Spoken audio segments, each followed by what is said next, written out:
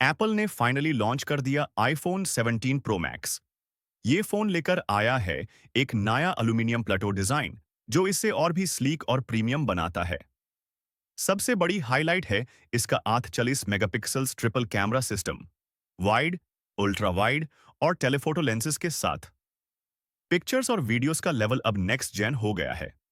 Display की बात करें तो 6.9 inch super retina XDR OLED screen, promotion 120 hertz refresh rate के साथ, जो गेमिंग और वीडियोस दोनों के लिए परफेक्ट है। इसमें है एप्पल का नया A19 प्रो चिप और पहली दफा आईफोन में वेपर कूलिंग सिस्टम दिया गया है। इसका मतलब है ज्यादा पावर और ओवरहीटिंग का इश्यू खत्म। बैटरी भी इंप्रूव्ड है, फास्ट वायर्ड और वायरलेस चार्जिंग दोनों के साथ। पाकिस्तान में इसका एक्सपेक्टेड प्राइस लगभग 5,70,000 रुपीस होगा। तो मित्रा, आप क्या सोचते हो? आईफोन 17 प्रो मैक्स लेना चाहिए या वेट करना चाहिए? कमेंट्स में अपना ओपिनियन जरूर शेयर करो।